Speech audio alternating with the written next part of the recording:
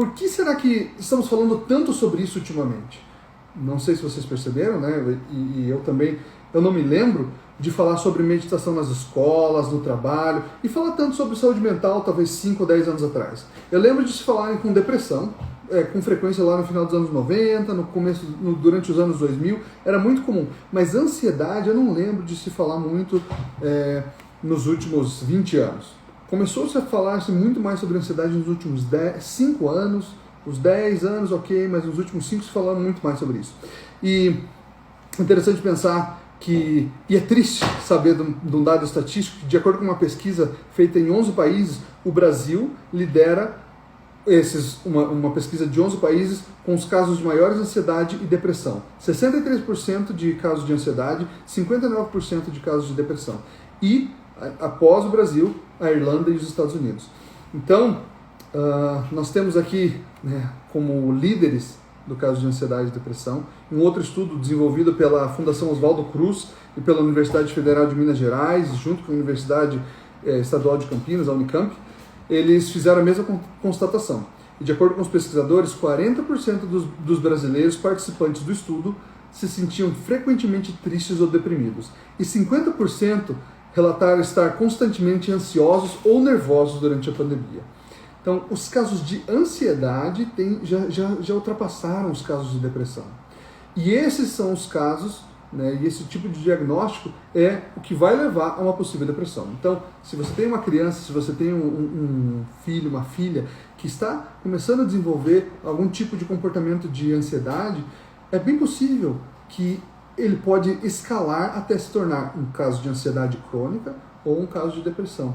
E aí, nós vamos falar hoje um pouquinho sobre algumas ferramentas que podem ajudar eles a conseguirem sair dessa trilha que eles estão começando a seguir, né, e trilhar um caminho um pouco mais seguro para eles.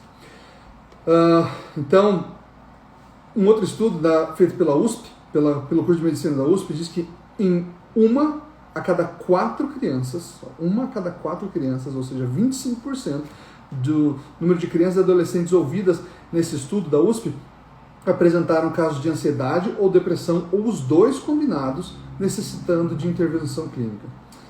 Então, estamos chegando num momento onde está se tornando um caso cada vez mais alarmante, né? Onde as nossas crianças estão perdendo tempo da sua infância e juventude de poder aproveitar, de poder brincar e começar a pensar demais, começar a se preocupar demais sobre o seu futuro, sobre o que eles vão fazer daqui a pouco e, às vezes, não chegando a encontrar uma possível solução para eles.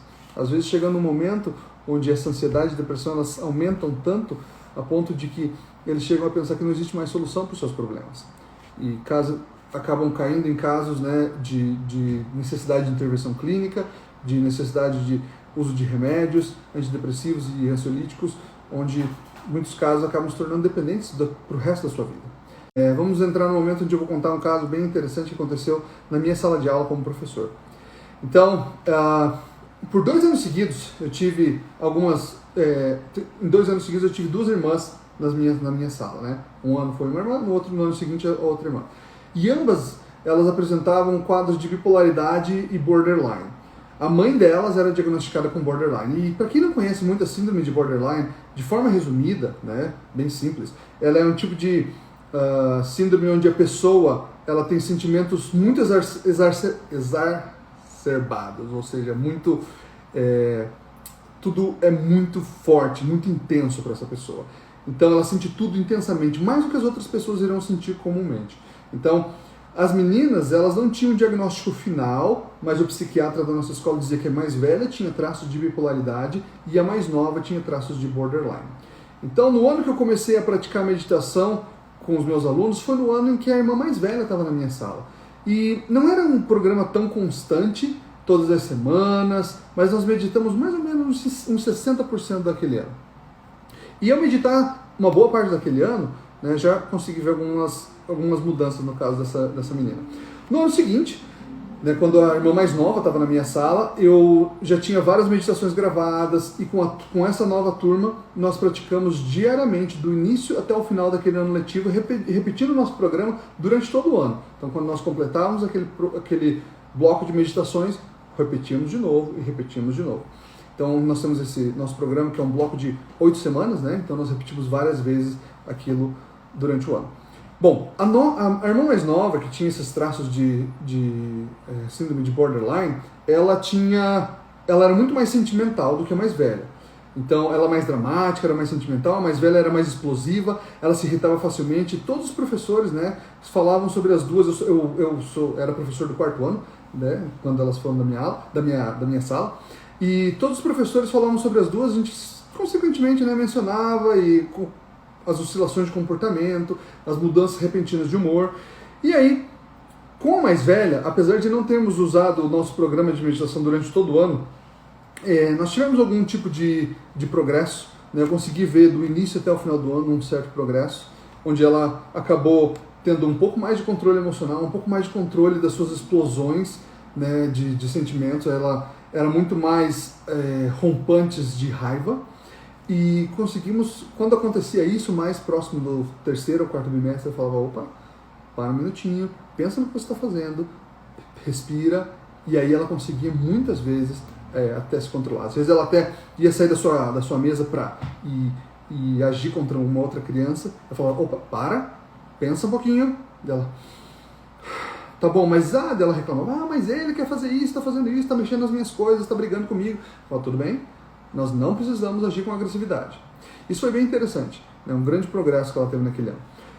A outra, que era mais nova, no ano seguinte, então como ela tinha menos controle emocional, era muito mais aquela explosão sentimental. Então, quando acontecia qualquer situação ali, né, em vez de ela ter uma explosão de intensidade, de raiva ou de alguma coisa assim, era muito mais choro, e se fechava, colocava a cabeça na mesa e chorava.